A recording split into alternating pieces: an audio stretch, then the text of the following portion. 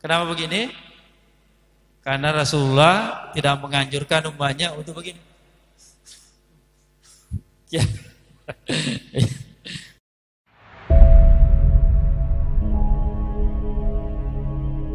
Kita lanjut pembahasan kita tentang wakaf.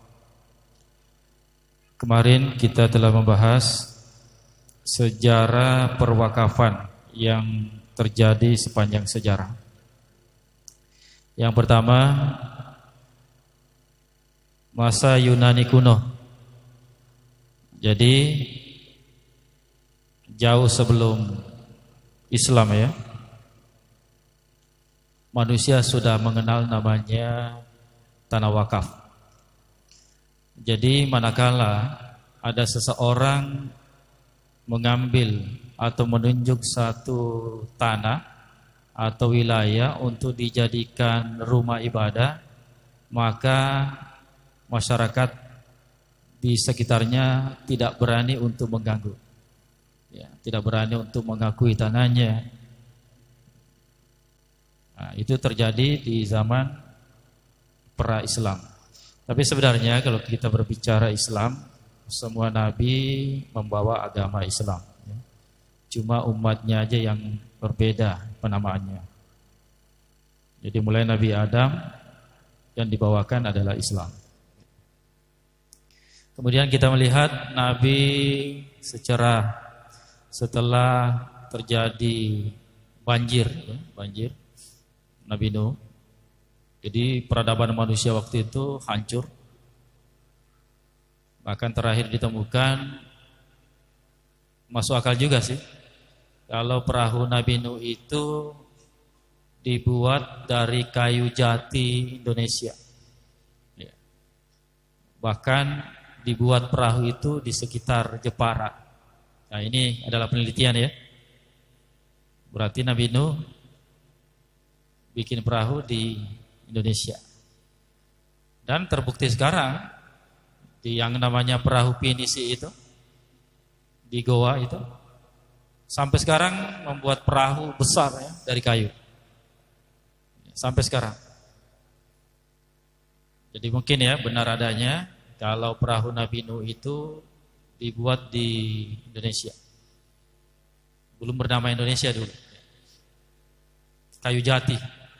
Enggak ada kayu jati di dunia ini kecuali Indonesia. Iya.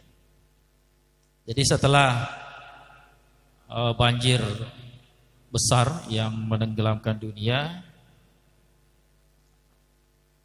perintah untuk membangun kembali Ka'bah itu diperintahkan kepada Nabi Ibrahim bersama Nabi Ismail. Nah, disitulah pertama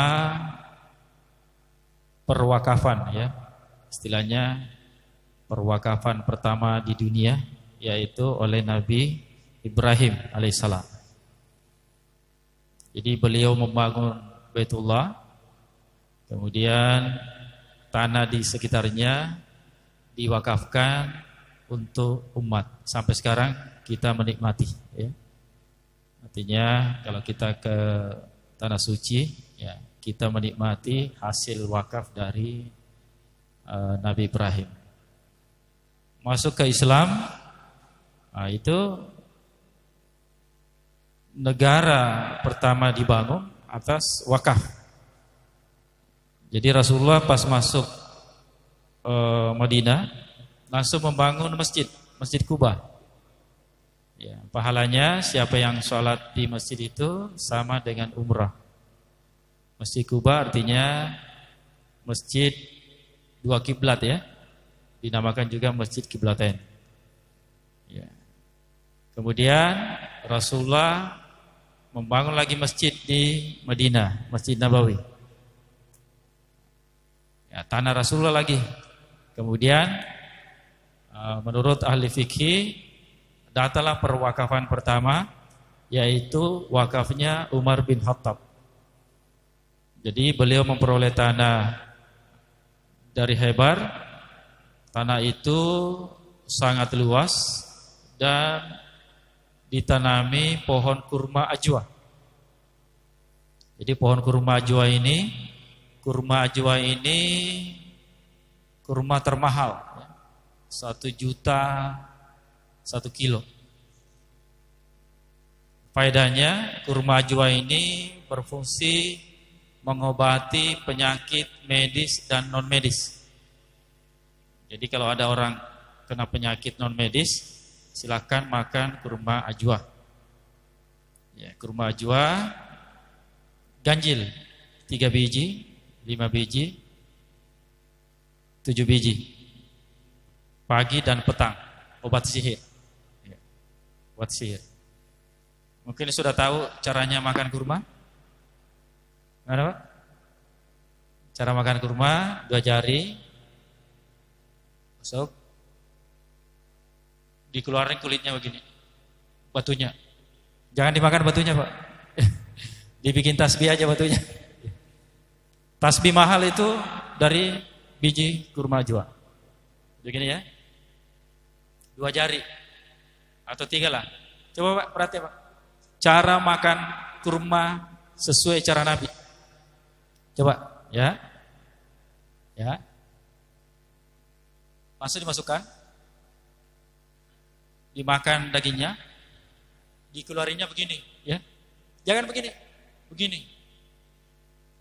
Kenapa begini? Karena Rasulullah tidak menganjurkan umatnya untuk begini. Halo? Kenapa begini? Karena Rasulullah tidak menganjurkan umatnya untuk begini. Ya. Jadi ada 2 orang ulama. Jadi ulama yang satu ini dia mengetes tamunya.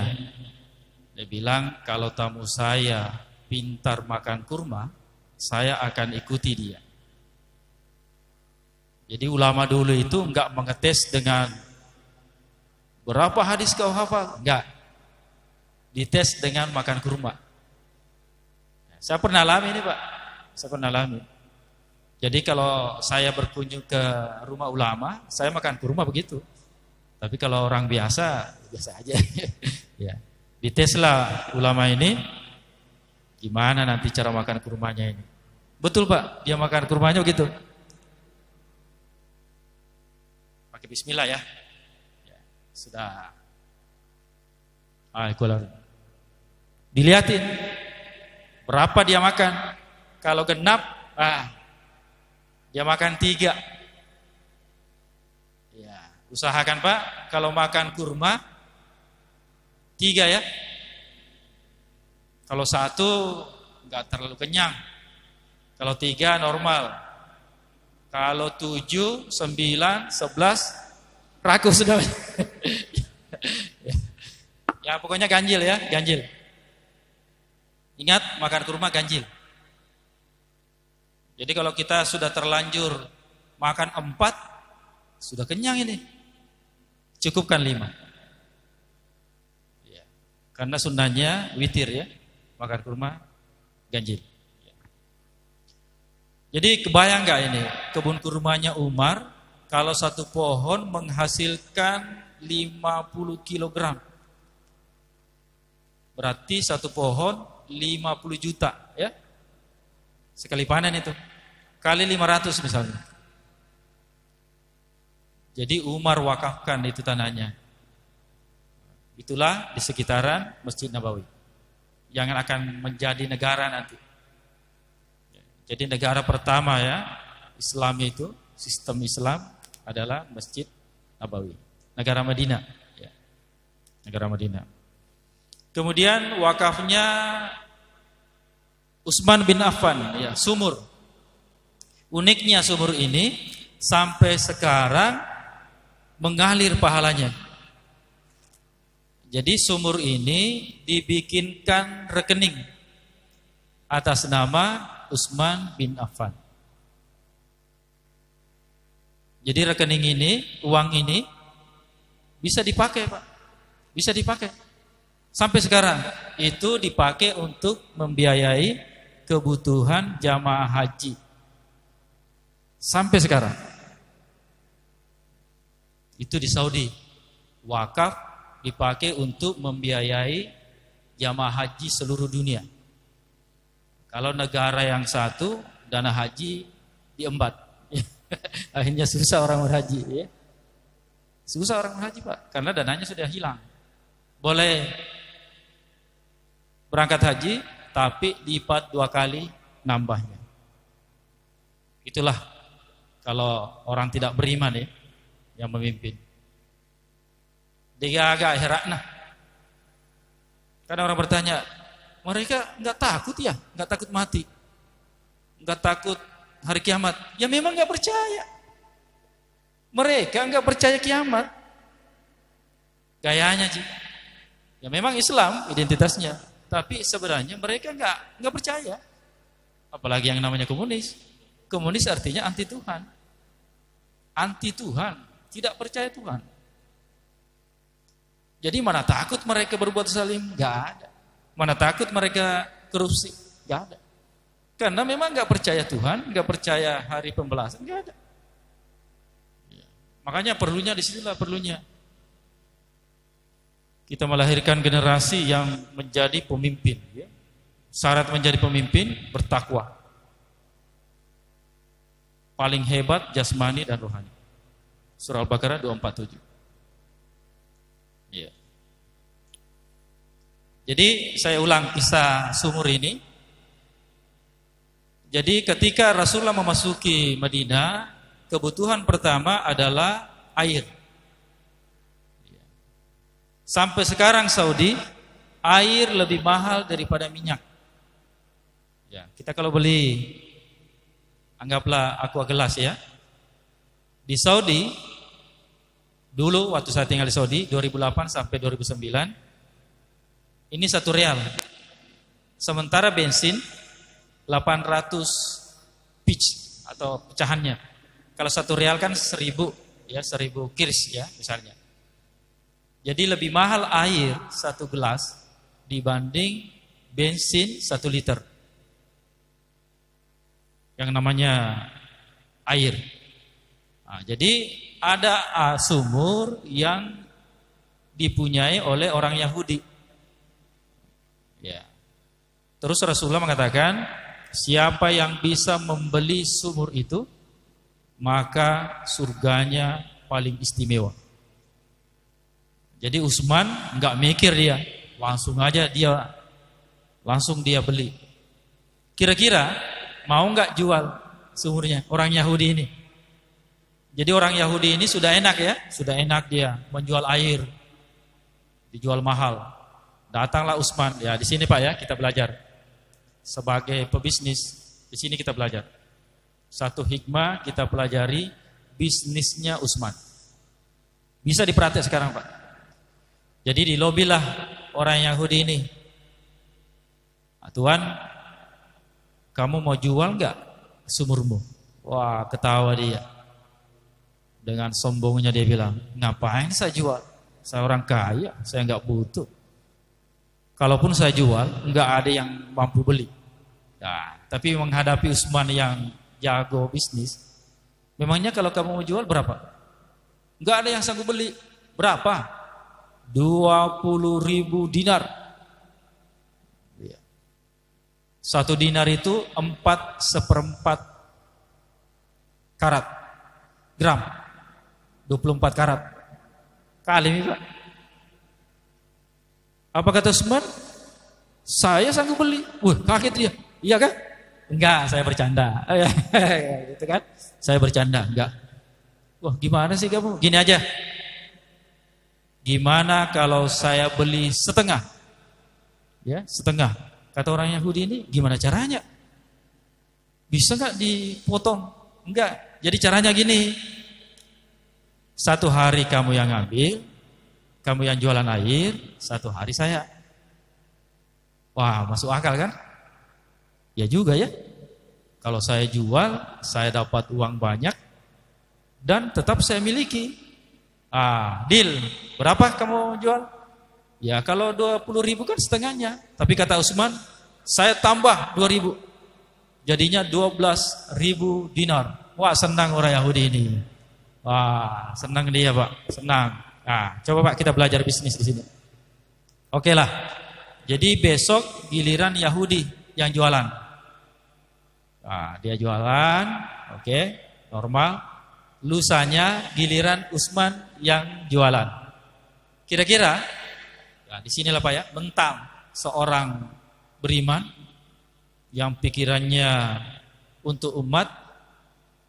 Kira-kira Utsman menjual diskon apa gratis apa gimana Pak? Gratis, gratis. Gratis Pak. Bahkan gratis untuk semua orang. Coba bisnisnya. Bukan cuma untuk orang Islam, orang Yahudi juga, orang Nasrani juga, gratis semua. Jadi begini, kalau gilirannya Utsman bin Affan menjual air, semua orang datang mengambil air gratis. Dan ngambilnya banyak untuk persiapan 2 hari. Ya, persiapan 2 hari. Jadi besoknya tidak beli air lagi sama si Yahudi kan? Ya, ya Bapak, pintarnya dia. Ya, pas hari giliran Yahudi, loh, kok sepi nggak ada yang beli? Kenapa nggak ada yang beli? Diskon. Wah, biar diskon kita gratis sama Utsman. Akhirnya bilang, ampun, tobat saya, kalah saya sama Utsman. Akhirnya dipanggil Utsman. Udah beli semua sumur saya. Jadi kalau kita berpikir begini, kalau kita melihat hadis yang satu, al-muslimuna syuraka'un fi salasin, al-ma, al-kala, wan-nar. Jadi orang Islam itu berserikat 3 hal, api, air, dan rumput. Jadi kalau kita melihat ini Pak, sebenarnya kita tidak dianjurkan untuk jualan air. Maaf ya kalau yang pengusaha galon ya. Sebenarnya kalaupun kita jual, diskonnya banyak. Termasuk api ya, api. Api yang termasuklah bahan bakar api. Jadi kalau orang beriman menjual 3 hal ini memang diskonnya banyak. Kalau bisa gratis ya. Kenapa? Gratis ya? Ya termasuk sumber api, ya gasnya, ya minyak tanah. Ya. Bayar biaya operasional. Fungsi negara Pak ya. Saya sekarang lagi menulis buku. Fungsi negara, kalau kita mau tahu, negara melayani bahan pokok. Di Mesir, pendidikan, langsung menteri pendidikannya langsung keluarkan aturan, pendidikan tidak boleh diperjualbelikan karena pendidikan sama dengan nafas angin. Makanya Mesir sekarang, Al-Azhar sampai sekarang gratis. Saya menikmati belajar di sana 8 tahun gratis. Itulah fungsi negara. Jadi fungsi negara sebenarnya pendidikan gratis. Kesehatan apalagi? Silakan di rumah sakit Saudi banyakkan pegawainya ngantukan. Tidak ada pasien. Karena dokter orang kafir saja bilang, orang Islam kalau mengamalkan 2 sunnahnya saja, dia tidak bakalan sakit. Yang pertama sunnah makan, yang kedua sunnah tidur. Kita tidak mengamalkan sunnah makan, apa saja dimakan. Padahal sunnahnya kita harus makan yang sehat. Kemudian makan itu kalau lapar berhenti sebelum kenyang. Kalau kita sedikit-sedikit makan, sedikit-sedikit makan. Kenyang makan, sakit. Terus sunnah tidur. Kita tidak mengamalkan sunnah tidur. Rasulullah tidurnya setelah Isya. Ya. Setelah itu bangun jam-jam 12 malam tahajud sampai subuh. Coba kalau kita tahajud jam 11 atau jam 12 sampai subuh, pasti tawarram kadamu, pasti bengkak kakinya. Jadi Rasulullah dan sahabatnya rata-rata bertahajud itu 6 jam. Ya. Kalau umat Islam mengamalkan 2 sunnahnya saja, dia tidak bakalan sakit. Sunnah makan dan sunnah tidur. Ya. Kita Wah, main Facebook kan sampai jam 1, Pak. Ya Allah. Saya pernah rasakan di rumah sakit itu rata-rata kosong di Saudi itu, Pak. Kecuali kalau jamaah haji ya, musim haji itu wajar. Karena jamaahnya ya banyak yang sakit. Ya. Jadi memang negara ini dibangun atas wakaf. Ya.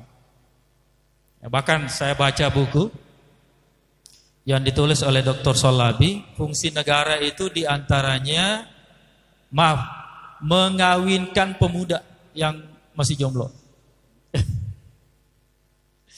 Ya, yang sudah punya ya mungkin daftar tunggunya mau nambah ya lama ya. Fungsi negara mencari pemuda-pemudi yang sudah usia kawin tapi belum ada dana untuk kawin. Ya, bahkan ya ada wakaf di negara mana itu ya? Ada wakaf untuk mengganti piring yang pecah. Jadi pendidikan anak-anak kalau lagi masa-masa nakalnya, kalau memecahkan piring jangan dimarahi. Jadi ada wakaf khusus menyediakan piring untuk mengganti piring yang dipecahkan oleh anak-anak. Belum kita bicara wakaf peradaban ya. Ya. Jadi makanya wakaf ini, dan memang lucunya ya, di dalam fikih pembahasan wakaf sedikit sekali. Sedikit sekali Pak. Paling berapa lembar. Yang lain panjang ya. Ayolah kita berwakaf ya. Apa yang kita punya. Ada juga namanya nanti wakaf berjangka ya, bisa. Contoh, kita punya rumah banyak ya. Daripada rumah kita enggak ada yang tinggali, rusak, bisa-bisa jadi rumah hantu, tetap ada pajaknya, ada biayanya, mending kita wakaf.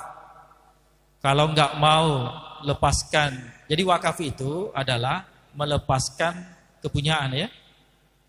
Misalnya tanah saya wakafkan untuk pendidikan, untuk masjid. Sekarang ini dibahas di fikih kontemporer ini bisa wakaf berjangka. Ya, misalnya ya, yang rumah tadi daripada rumah saya hancur aja ya, mending saya wakafkan.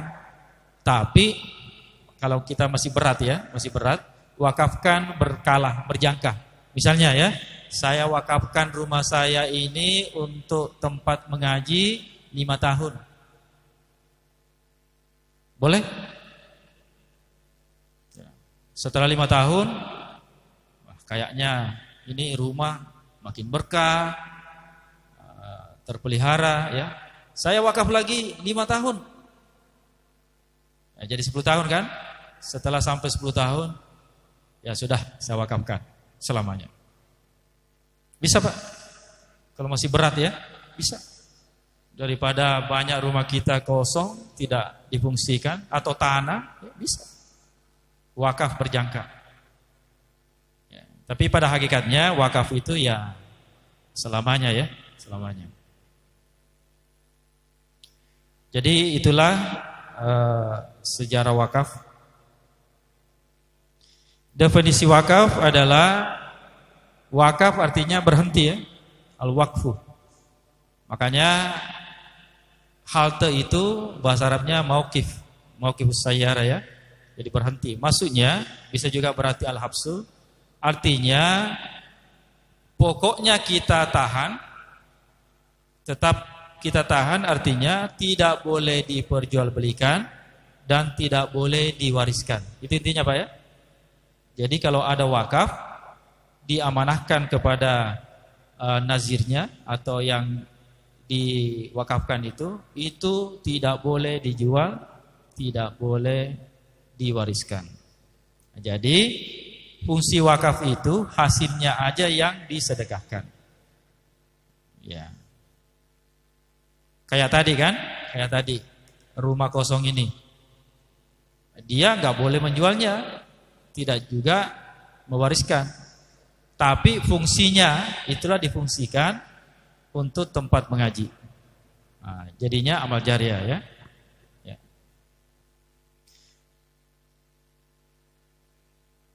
Dalilnya ya hadis pertama kita bahas 2 minggu ya. Jika anak Adam meninggal dunia, in qata amaluhu illa min salasin. Jika manusia meninggal dunia, terputuslah amalnya kecuali 3. Yang pertama, shadaqatun jariyah. Nah, sedekah jariah ini adalah wakaf. Jadi ulama sepakat sedekah jariah ini adalah wakaf. Beda kalau zakat, Pak. Kalau zakat itu tidak panjang fungsinya. Cobalah kita berzakat. Setelah dimakan, selesai. Beda kalau wakaf, panjang, Pak. Panjang sekali fungsinya. Dia berpahala terus.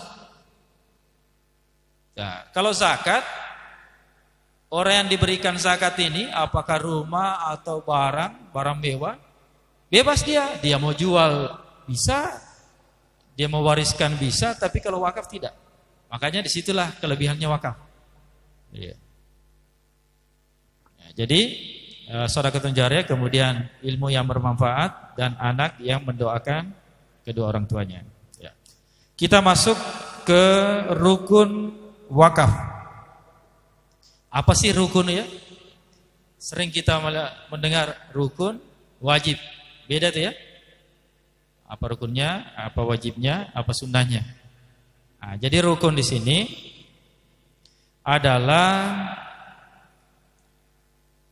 sesuatu unsur inti atau tidak bisa kalau tidak ada rukun. Atau tidak bisa kalau tidak ada hal itu. Jadi rukun ini intinya sesuatu, harus ada. Ya, harus ada. Rukun wakaf itu yang pertama al-waqif. Ya, jadi yang pertama rukun wakaf itu wakif, orang yang memberi wakaf. Ya. Itu ada syaratnya. Di antaranya mukallaf. Mukallaf artinya balik dan berakal. Jadi kalau ada orang belum balik kemudian tidak berakal atau berakal tapi belum balik, itu tidak sah wakafnya. Ya. Misalnya ada anak kecil ya, ada anak kecil. Saya dapat warisan. Apa? Banyak tanah saya mau wakafkan. Enggak boleh. Tunggu baliknya. Ya. Atau ada orang sudah balik tapi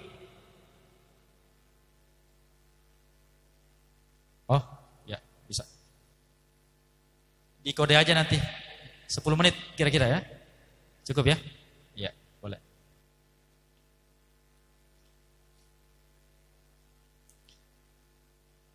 Belum ya? Belum ya.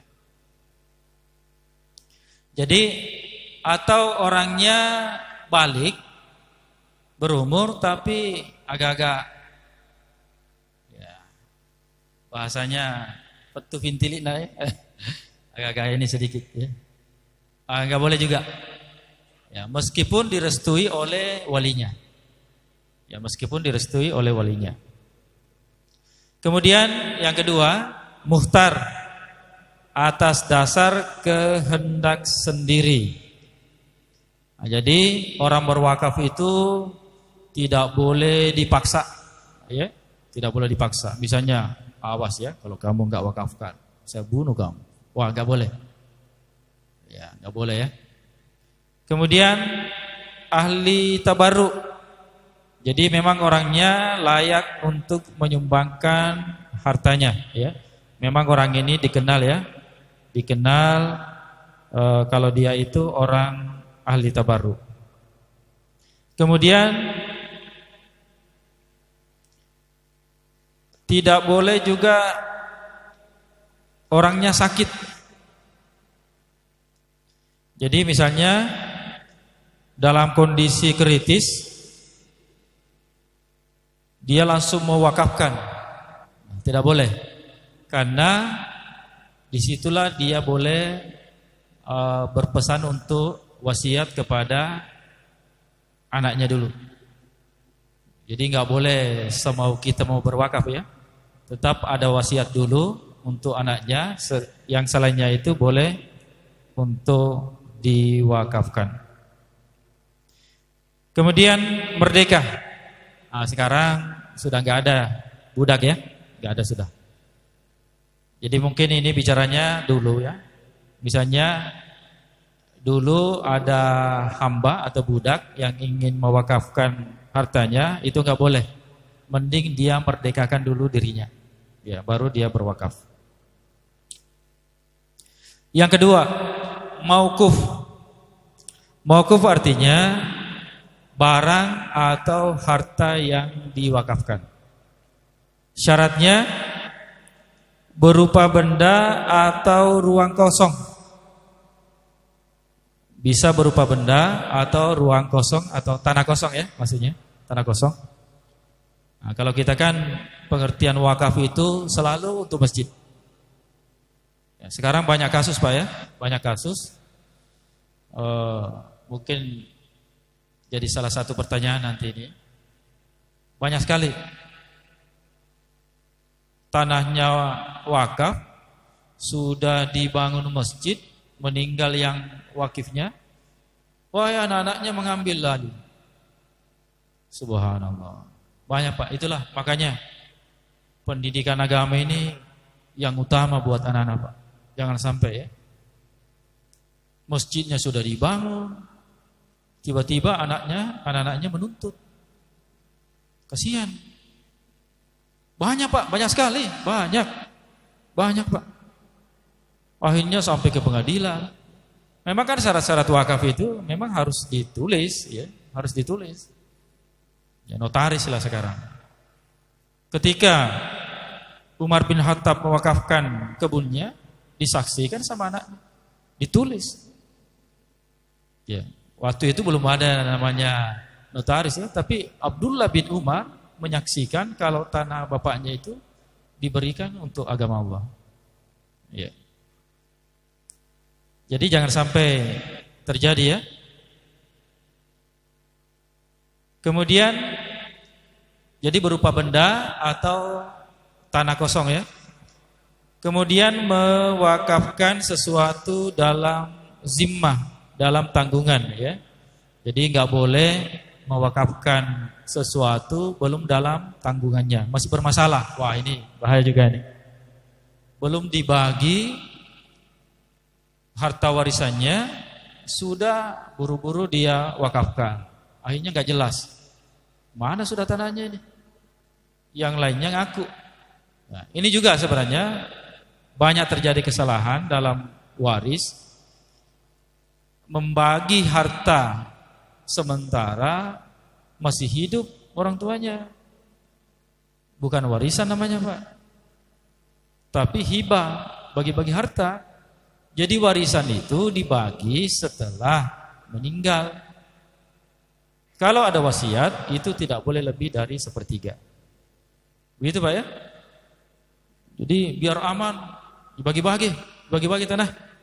Tidak begitu ceritanya.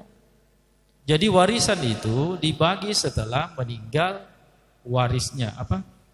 Yang punya harta atau orang tuanya. Ya.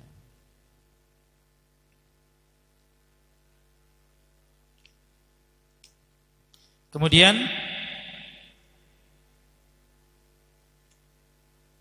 boleh mewakafkan manfaat saja ya, seperti yang kita bahas tadi. Kemudian ini penting Pak, spesifik, muayyan ya, muayyan. Jadi mewakafkan tanah itu betul-betul jelas. Jangan sampai asal ngukur aja ya. Misalnya banyak tanahnya luas, ternyata di kanan kirinya punya orang lain. Akhirnya tanah orang kena bangunan. Jadi betul-betul harus spesifik ya, jelas berapa ukurannya, berapa per meter misalnya. Kemudian ini jelas. Misalnya sama yang contoh tadi, orang ini banyak rumah. Terus dia bilang, saya wakafkan satu di antara rumah saya yang banyak itu. Yang mana? Ya, rumahnya kan banyak. Dia wakafkan, pokoknya ya rumah saya, pilih aja. Nggak bisa begitu, Pak, ya. Jadi mewakafkan itu harus jelas. Misalnya rumahnya ada 4, ditentukan yang mana, di jalan mana, berapa ukurannya, berapa besarnya, ya.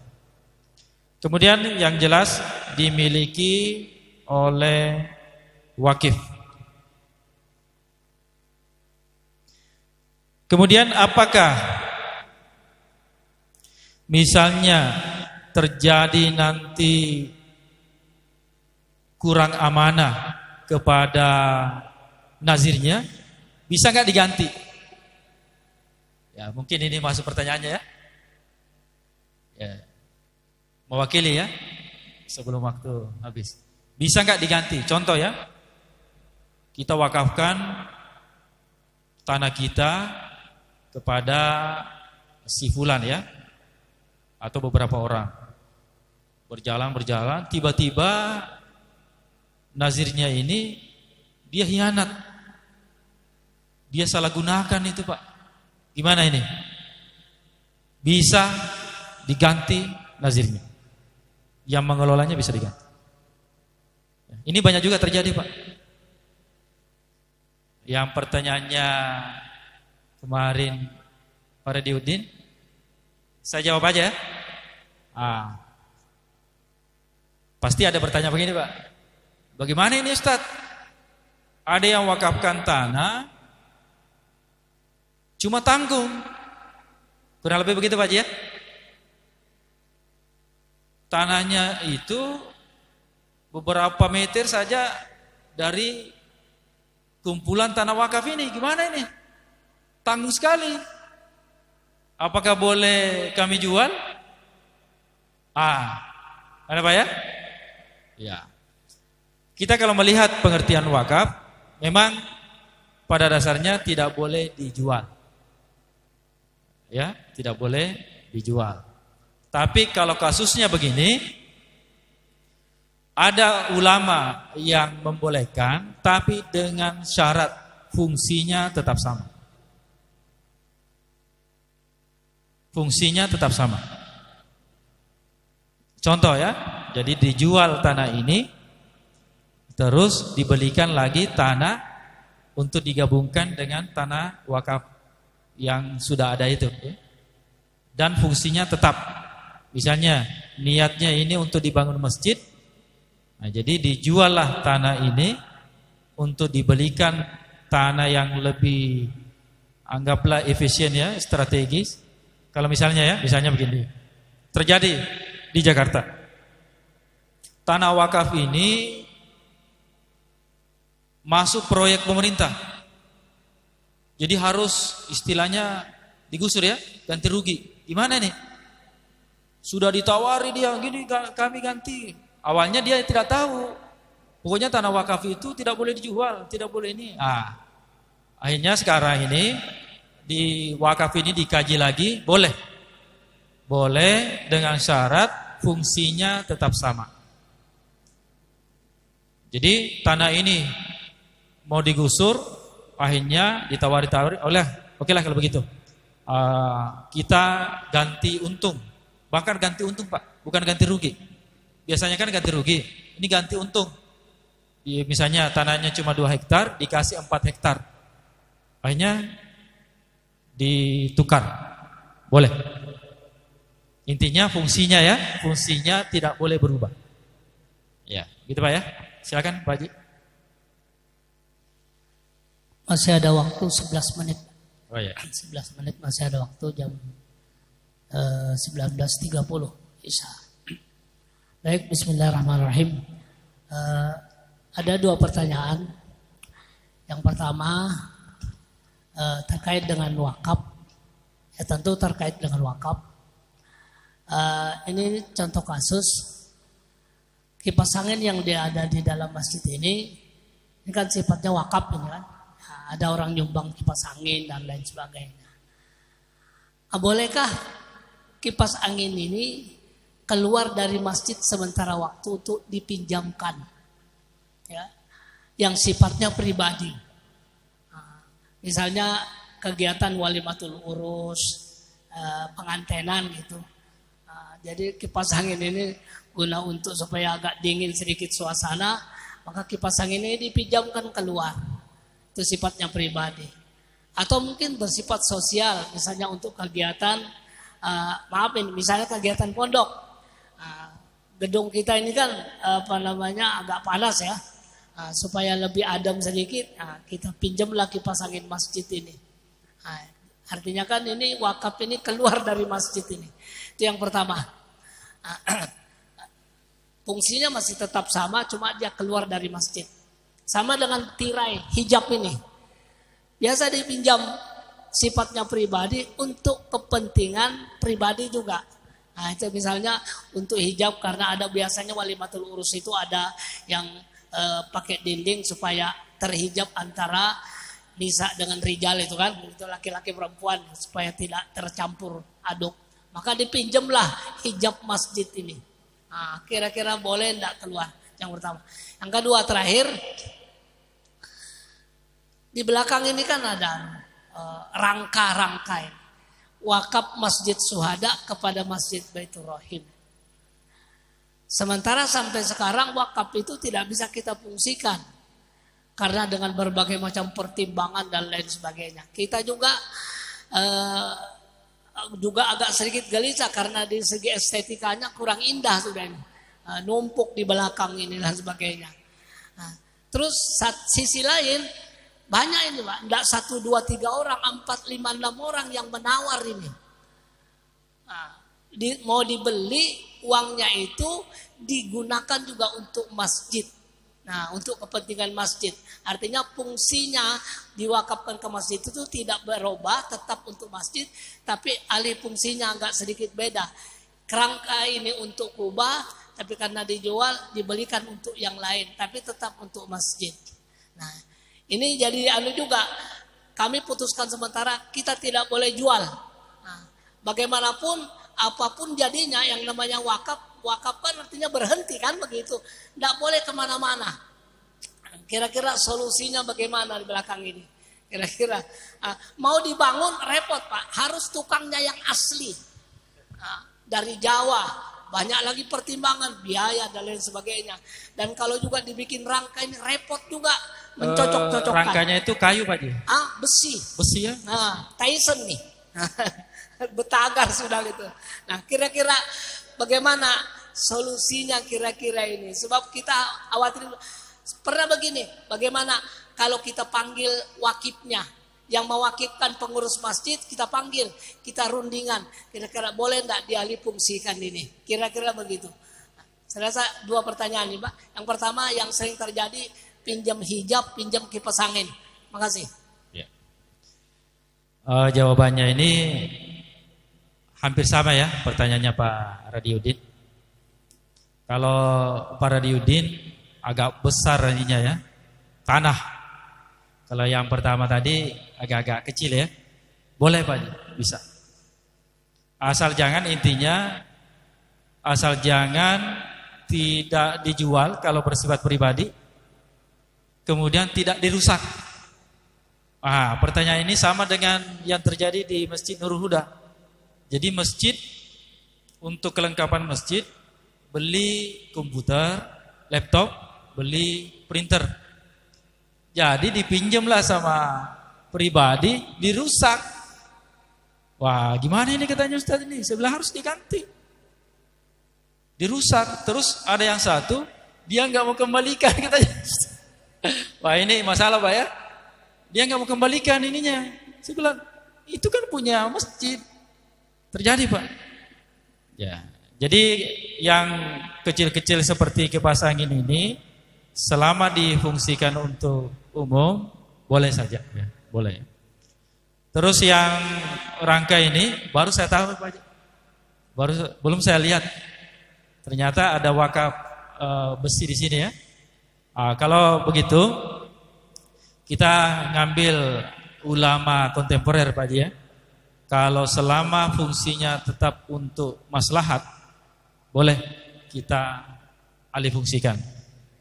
Apakah bahasanya dijual dulu, baru beli besi yang baru kali ya? Ya, atau belikan semen lah. Untuk masjid juga, boleh Pak Haji, insyaallah. Kalau perlu kita akan adakan ya. Jadi keputusan kita ini tidak berhenti di sini Pak Haji ya. Saya akan tetap kembali mengkaji lebih dalam lagi tentang wakaf ini.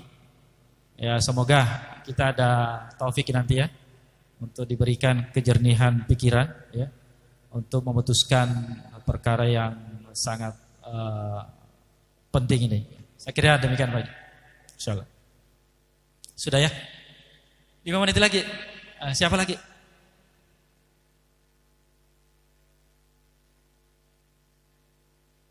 Kalau tidak ada, kami lanjutkan sedikit. Di Pondok Pesantren Bina Islam Tanah Priok itu lokasinya itu kan dari wakaf ya, dari wakaf. Akad wakaf awalnya itu difungsikan untuk masjid. Tapi ternyata bukan berubah fungsi, tapi menambah fungsi. Di situ ada asrama, di situ ada kelas pakai belajar, di situ ada perumahan ustadz dan sebagainya. Pernah itu yang wakifnya itu pernah. Kenapa ini katanya? Saya mewakafkan hanya untuk masjid. Kenapa bertambah? Nah ini tidak benar, ini tidak sesuai dengan akad awal. Secara berkelakar kami katakan, kalau untuk masjid pahalanya wakafnya wakaf masjid. Tapi karena ini menambah, sudah pahala masjid, pahala asrama, pahala rumah guru, banyak malah menambah banyak wakaf. Kira-kira jawabannya betul. Kira-kira gimana? Betul. Karena tidak mungkin misalnya tanah yang seluas itu dibangunkan masjid, siapa yang mampu bangun? Sudah betul itu Pak Haji. Jadi akad intinya tetap kita jalankan, yaitu akad dibangun masjid. Adapun kalau ada tambahan harusnya dia bersyukur. Bertambah keran-keran pahalanya kan. Luar biasa kan itu. Pahala namanya belajar mengajar Pak Haji ya. Apalagi dibangunkan misalnya asrama di situ, ya rumah gurunya, itu boleh. Intinya tidak difungsikan dalam arti yang jelek. Misalnya ya, sudah diwakafkan untuk masjid, dibikin futsal. Kan futsal kan banyak duitnya, bisa ya? Nggak bisa. Tetap untuk amal jariah ya. Apalagi kalau dibikin bioskop misalnya ya, itu jelas ya. Selama fungsinya untuk kebaikan, bahkan ya lebih bagus malah, harusnya bersyukur ya. Insyaallah. Intinya apapun yang bisa kita wakafkan, kita berwakaflah sebelum ajal tiba ya. Meskipun tanah semeter ya, bisa. Wakaf yang namanya wakaf 1 sak semen boleh. Ya, boleh. Mau wakaf uang boleh. Sekarang lebih dikaji lagi, boleh wakaf uang. Bisa. Meskipun pada dasarnya wakaf itu berupa tanah ya, tanah. Karena prosesnya begitu. Dan memang biasanya dibangun masjid. Masjid Nabawi, Masjidil Haram, sumur. Kira-kira ada nggak berani nih mewakafkan sumurnya? Sumur minyaknya Pak Haji. Itu yang bangun Masjid Kuba kan, Depok, itu 20 triliun itu Pak. Apa amalannya? Dia kalau berzakat, intinya mengeluarkan hartanya 50%. Apa yang terjadi? Sumurnya, ini seorang perempuan yang janda ya, karena dia bersedekahnya, berzakatnya 50%. Tiba-tiba sumurnya itu berubah jadi, airnya berubah jadi minyak. Langsung kaya raya. Akhirnya dia berniat untuk membangun masjid Kuba Emas Depok. Silakan kalau ke Jakarta, sempatkan ke Jawa Barat. Saya sudah ke sana Pak. Sudah ke sana saya. Cuma waktu itu dokumentasi belum ada ya. HP masih jadul.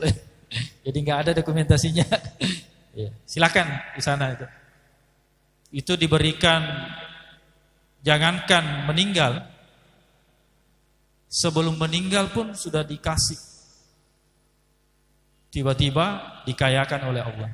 Sudah masuk waktu ya? Untuk pembahasan wakaf cukup sampai di sini. Minggu depan kita masuk ibadah kurban. Ini butuh kurban ini ya 2-3 kali pertemuan insyaallah. Semoga tahun ini tetap bisa kita berkurban ya insyaallah. Qadallahu yakum ajmain. Assalamualaikum warahmatullahi wabarakatuh.